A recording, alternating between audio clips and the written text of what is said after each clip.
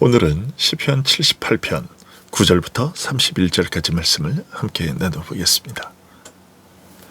어제 우리는 시편 78편의 서론을 통해 숨기지 말고 후대에 전하라는 하나님의 준엄한 명령을 들었습니다. 우리가 자녀들에게 물려주어야 할 것은 돈이 아니라 하나님께 소망을 두는 법임을 배웠습니다. 오늘 본문인 9절부터는 본격적으로 이스라엘의 실패한 역사를 다룹니다. 그런데 그 시작이 아주 충격적입니다. 9절을 보십시오. 에브라임 자손은 무기를 갖추며 활을 가졌으나 전쟁의 날에 물러갔도다. 여기서 에브라임은 당시 이스라엘의 주도권을 쥐인 지파였습니다. 그들은 무기를 갖추었고 활을 가졌습니다. 전쟁 준비가 완벽했죠. 하드웨어가 훌륭했습니다. 군사력도 있었고 자신감도 있었습니다. 그런데 막상 전쟁의 날이 닥치자 어떻게 되었습니까? 싸워보지도 못하고 뒤돌아 도망쳤습니다. 비겁하게 물러갔습니다. 이것이 무엇을 의미합니까? 오늘날로 말하면 교회 건물도 웅장하고 직분도 있고 성경 지식도 있고 신앙의 연수라는 활도 가졌는데 막상 인생의 위기가 닥치거나 사탄이 유혹해 올 때 아무 힘도 못 쓰고 무기력하게 무너지는 성도의 모습입니다. 도대체 왜 이런 일이 일어날까요? 왜 무기를 들고도 도망칠 수밖에 없었을까요? 오늘 본문은 그 원인을 망각과 탐욕이라는 두 가지 키워드로 고발하고 있습니다.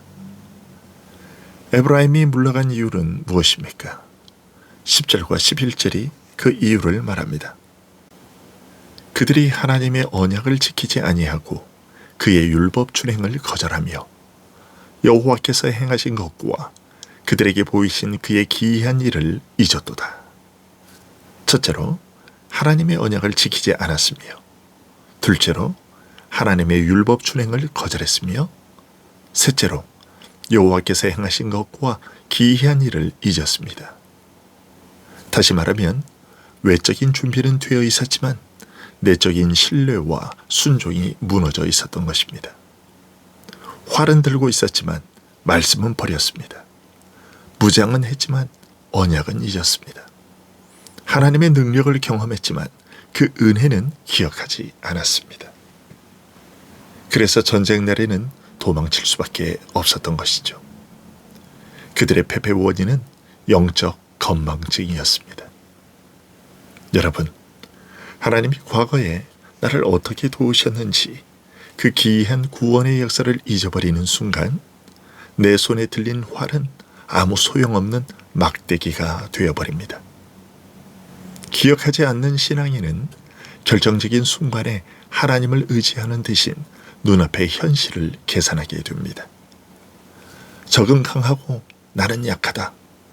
이 계산이 나오는 순간 도망칠 수밖에 없는 것이죠. 시인은 이스라엘이 구체적으로 무엇을 잊었는지 12절부터 그 잊어버린 기적들을 나열합니다. 하나님은 애굽 소환들에서 기적을 베푸셨습니다. 홍해를 갈라 물을 무더기같이 서게 하셨습니다. 낮에는 구름으로, 밤에는 불빛으로 인도하셨습니다. 광야 반석에서 물을 내어 강물같이 흐르게 하셨습니다. 여러분, 이것은 보통 은혜가 아닙니다. 그냥 도와주신 정도가 아니라 생존이 불가능한 광야에서 하나님의 초자연적인 능력으로 먹이시고 입히신 역사입니다. 그런데 이스라엘은 등 따뜻하고 배부르게 되자 이 은혜를 까맣게 잊었습니다. 이것이 인간의 죄성입니다. 우리는 은혜는 물에 새기고 섭섭한 것은 돌에 새깁니다. 오늘 여러분의 손에 무엇이 들려 있습니까? 직분, 재물, 건강, 이런 무기가 우리를 지켜주지 못합니다. 오직 나를 도우셨던 하나님을 기억하는 믿음만이 전쟁의 날에 우리를 승리하게 합니다. 이렇게 하나님을 잊어버리면 가만히 있는 것이 아니라 더 적극적으로 죄를 짓기 시작합니다. 17절입니다. 그들은 계속해서 하나님께 범죄하여 메마른 땅에서 지존자를 배반하였도다. 기억이 사라진 자리에 무엇이 들어왔습니까? 탐욕이 들어왔습니다. 18절에 보면 그들의 탐욕대로 음식을 구하여 그들의 심중에 하나님을 시험하였으며 라고 합니다. 광야에서 배고픔은 당연한 것이죠. 배고파서 밥 달라고 하는 것은 죄가 아닙니다. 하나님은 우리의 필요를 아십니다. 그런데 오늘 본문은 그들이 탐욕 때문에 구했다고 말합니다. 이것은 단순히 배를 채우는 문제가 아니라 하나님이 주신 것, 즉 만나에 만족하지 못하고 애굽에서 먹던 고기, 자극적인 맛, 정욕을 채울 것을 내놓으라고 하나님께 때를 쓴 것입니다.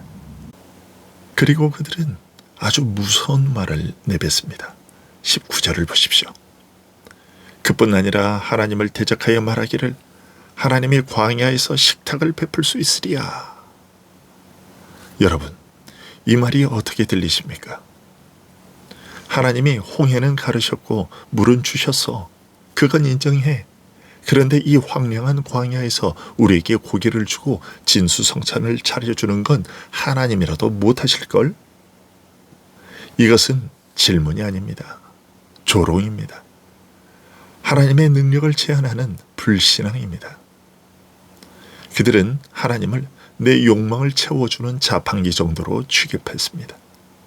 내 뜻대로 안 해주면 하나님이 능력이 없다라고 비아냥거렸습니다. 여러분, 우리 안에는 이런 모습이 없습니까? 하나님이 지금까지 베풀어 주신 은혜가 산더미 같은데 당장 내 앞에 있는 문제 하나 해결 안 된다고? 하나님이 살아계시면 이럴 수 있나? 하나님이 내 사정을 알기나 하냐라며 하나님의 능력을 제한하고 식탁을 의심하고 있지는 않습니까? 이것이 바로 광야에서 이스라엘이 저지른 가장 큰 죄, 하나님 시험하기였습니다. 하나님은 이들의 불신앙 섞인 원망을 다 듣고 계셨습니다. 그리고 노하셨습니다. 그런데 놀라운 것은 하나님이 그들에게 벼락을 내리신 것이 아니라 그들이 원하는 것을 주셨다는 사실입니다. 24절에 보면 하늘문을 열고 만나를 비같이 내려주셨습니다. 27절에 보면 고기를 먼지처럼 메추라기를 바다의 모래처럼 쏟아부어 주셨습니다. 그리고 또 29절을 보십시오. 그들이 먹고 심히 배불렀나니 하나님이 그들의 원대로 그들에게 주셨도다. 그런데 여러분, 과연 이것이 축복일까요? 우리는 흔히 기도해서 응답받으면 다 축복이다라고 생각하지요. 때를 써서라도 받아내면 간증거리가 된다고 생각합니다. 그러나 오늘 본문은 아주 충격적인 결말을 보여줍니다. 30절과 31절을 보십시오. 그러나 그들이 그들의 욕심을 버리지 아니하여 그들의 먹을 것이 아직 그들의 입에 있을 때에 하나님이 그들에게 노여움을 나타내사 그들 중 강한 자를 죽이시며 이스라엘의 청년을 쳐 엎드리셨도다. 고기가 아직 이빨 사이에 끼어 있을 때 그들이 맛있다, 배부르다 하며 탐욕을 채우고 있을 때 하나님의 진노가 임했습니다. 그들은 그들의 소원대로 배부르게 되었지만 죽임을 당했습니다. 이것이 무엇을 의미합니까? 하나님의 뜻과 상관없는 탐욕스러운 기도의 응답은 축복이 아니라 심판이라는 것입니다. 하나님은 때로 우리가 고집을 피우면 그냥 내버려 두십니다. 그래, 네가 그렇게 원하니 가져라. 그러나 그것은 사랑의 선물이 아니라 그들의 탐욕이 그들을 파멸시키도록 내버려 두시는 징계였습니다. 돈을 달라고 해서 돈을 얻었습니다. 그런데 그 돈 때문에 자식이 타락하고 가정이 깨진다면 그 돈은 축복이 아니라 재앙입니다. 지위를 달라고 해서 얻었습니다. 그런데 그 지위 때문에 교만해져서 하나님을 떠난다면 그 승진은 저주입니다. 그래서 우리는 내 원대로 마옵시고 아버지의 원대로 되기를 원하다이다 라고 기도해야 합니다. 내 욕심이 채워지는 것보다 내 영혼이 하나님 앞에 바로 서는 것이 진짜 복이기 때문입니다. 말씀을 맺습니다. 오늘 에브라임의 실패가 우리에게 주는 교훈은 명확합니다. 첫째, 기억하라는 것입니다. 무기를 갖추었다고 자만하지 마십시오. 과거에 나를 도우셨던 에베네셀의 하나님을 잊어버리는 순간 우리는 전쟁의 날에 비겁하게 물러가는 패잔병이 될 수밖에 없습니다. 날마다 주님의 은혜를 기억함으로 영적 전투력을 회복하십시오. 둘째, 탐욕을 회개하라는 것입니다. 하나님이 주시는 일용할 은혜, 그 만나에 만족하지 못하고 세상의 정욕적인 고기를 달라고 떼쓰지 마십시오. 하나님을 시험하지 마십시오. 셋째, 하나님의 뜻을 구하십시오. 내 원대로 되는 것이 복이 아닙니다. 하나님이 주시는 것이라야 진짜 복입니다. 그리고 우리는 이 말씀을 그리스도 안에서 다시 들어야 합니다. 광야의 반석은 그리스도를 예표하죠. 하나님은 우리의 목마름을 해결하시기 위해 반석을 치듯 아들을 치셔서 생수를 주셨습니다. 하늘에서 내린 만나와 힘센 자의 떡은 하늘에서 내려온 참떡 예수 그리스도를 가리킵니다. 하나님은 우리 영혼의 참 양식을 위해 아들의 살과 피를 주셨습니다. 그럼에도 불구하고 우리가 여전히 이렇게 말한다면 어떨까요? 주님, 구원은 감사합니다. 그런데 제 인생의 진짜 문제는 이겁니다. 이게 안 풀립니다. 이걸 해결하실 수 있겠습니까? 이스라엘이 반석에서 물은 내셨는데 떡과 고기도 주실 수 있겠는가 했던 것처럼 우리도 십자가로 죄는 사하셨는데 내 현실 문제도 책임지실 수 있습니까? 이렇게 묻고 있지는 않습니까? 오늘 시편 78편 9절부터 31절은 우리에게 이렇게 묻습니다. 너의 소망은 정말 하나님께 있는가? 아니면 하나님을 이용해 이루고 싶은 다른 것들에 있는가? 오늘 하루 썩어질 육신의 배부름을 위해 아우성치는 기도가 아니라 우리의 영원한 양식 되신 예수 그리스도로 채워지기를 구하는 기도를 드리기를 바랍니다.